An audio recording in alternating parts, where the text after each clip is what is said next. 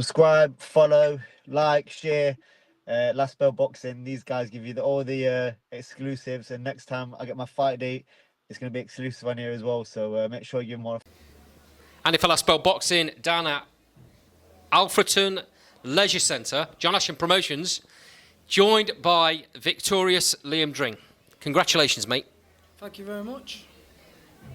How hot was it in that ring tonight? Oh, unbelievable. The heat in there it zaps your energy. I think every single fight that's boxed in there tonight has felt out. I take my hat off to everyone because that were hard work that way. It's that heat's unbelievable. It needs aircon in here because it just takes everything from you. Obviously, no one's expecting the weather to be what it's like, and it's very difficult to just put some sort of a air conditioning system into a building like this when you don't expect it, right? Yeah, exactly, yeah. You can't help weather, can you? No. And obviously it's probably like a greenhouse in here. Well, it is like a greenhouse. Even crowd's sweating. But it changes how you approach the fight, doesn't it? Because you've got to then... I know this was an 8-rounder. You're a 10-rounder fighter, really, but this was an 8-rounder. But you've got to pace yourself because of the heat. Oh yeah, definitely. You got to pace, and obviously, because of how warm it is, you just got to dig in deep as well. No matter how you're feeling, you've got to dig in deep to make sure you keep winning that fight. As often happens when fighters come from abroad, or even just journeymen from the UK, you can't guarantee people come in bang on weight. And I know the lad you was in with today was a little bit heavy. A little bit, yeah. Weighed in at 8 stone 2. 8 stone 2, and I weighed in at 7'11". So you have two choices in a situation like that, Liam. You either go, pack your bags, get yourself back on that plane, I'm not fighting.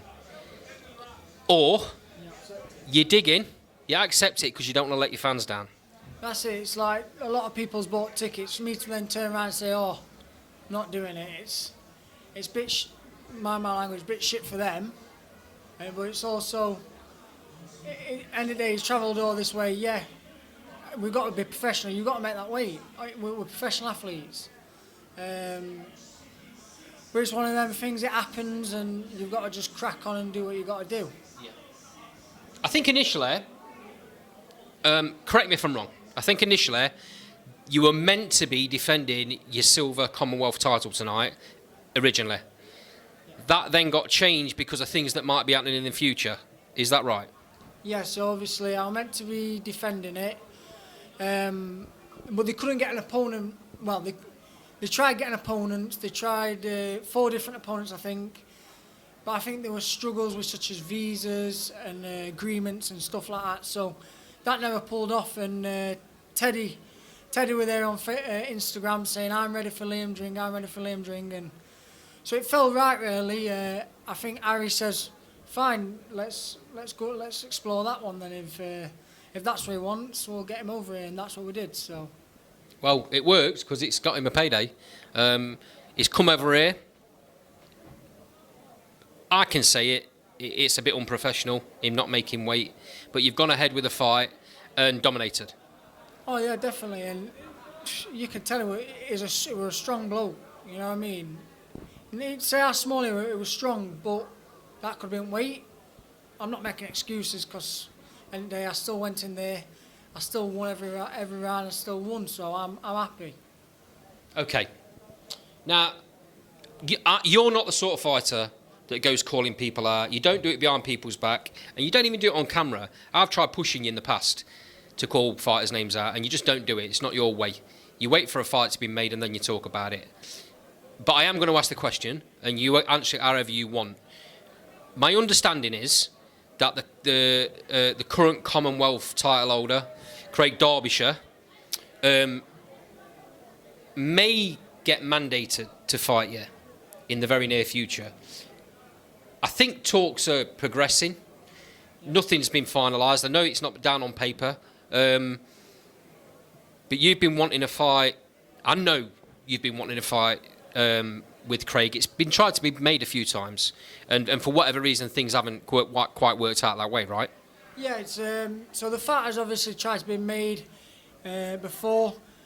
things have cropped up where it can't happen for some sort of reason, which is boxing, and that's what happens. And I'm not going to stand here and call Craig all sort of names. I don't know the bloke. Probably a lovely bloke.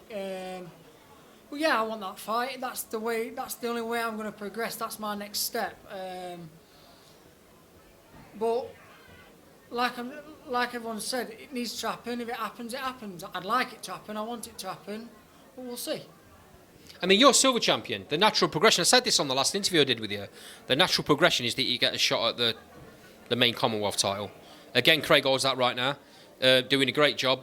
I think it's been a number of years where he's just fought in championship fights. Been a real servant for the game, right? Oh yeah, definitely. Got some good lads as well. Paul Roberts, but Matt Windle. I believe it. Yeah, box Matt Windle won it. Yeah, Cayman Islands. That's when he won it. So he's been there and done that. So and he's in a. I hope he forgives me for saying this. He's in the latter end of his career. So if that fight's going to happen, it probably needs to happen next. Oh yeah, definitely. Like I say, I'm not willing to call out. That's down to such as Mike and James and my manager. That's what they sort out. That's their job. Yeah, and John Ashton Promotions as well. They're very friendly with Carl Greaves Promotions, and Carl manages Craig.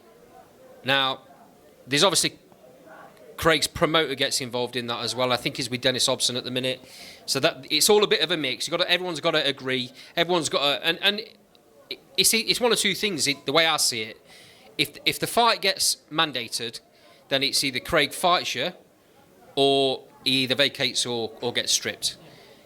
So one way or the other, I think at some point in this year, maybe the latter end of the year, you'll be fighting for the Commonwealth title one way or the other.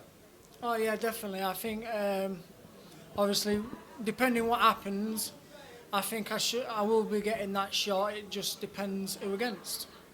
I mean, I'm not. Don't get me wrong. I'm not saying for 1 second I don't think Craig will fight. I think he wants to fight with you. I think he knows it's a big fight. It makes sense. It's a really big fight, and probably the best fight out there for him right now. So I don't think it's him. It's just one of those things. It just takes time for these things to happen. That's a bit frustrating for you because you want it now. It's like you say, yeah, I want it now, but everyone's got a life outside of boxing as well. They've got things coming up, commitments, family commitments. I've got the same, so it's working out when it is right. Lee, I know I've made you feel a bit awkward asking you these questions about this because I know you don't like talking about fights that haven't been made. So I apologise for that. Don't fall out with me. Let's talk about tonight. Let's talk about that support in that arena. I couldn't hear myself think at times. Oh yeah, every time they bring it, don't they? Crowd, high visors on, air horns, whistles, you name it. They always bring a roar to any building really, anywhere with that fight. And also, the sponsors that you've got. These sort of fights don't happen without the people backing you. SC Travellers, the gym's big sponsor, and also your own sponsors. Yeah. Little word for them? Obviously, I've got to thank all my sponsors. Hopefully you can see them. I'm going to drop the camera down to... M-Judge Joinery, Empire, SLK Seeds, Oxy Healthcare, LAS Autobahn, SC Travel. I want to thank SC Travel because John, he has helped me out massive. He's managed so I could have the last 2 weeks off work paid. So that's helped me out massive, not having to go to work, so I can concentrate on my training, focus on that. So a big shout out to SC Travel. That's helped me out massively. But I want to thank Empire as well. There's loads. Without your sponsors, nights like this don't happen. Without the fans buying tickets, nights like this don't happen. It can't be underestimated, can it? No, without fans, without putting bums on seats, and without sponsors, stuff like this don't happen because it costs money. And sometimes you can't just magic that money out of nowhere. It's like ticket sales. Ticket sales pay for your opponents. My opponents come from France. That pays for flights, accommodation. Then it pays for him to box me. So you know what I mean? And all of that before you get anything. Oh yeah, 100%. Yeah. So a lot of people think this boxing, professional fighters getting loads of money.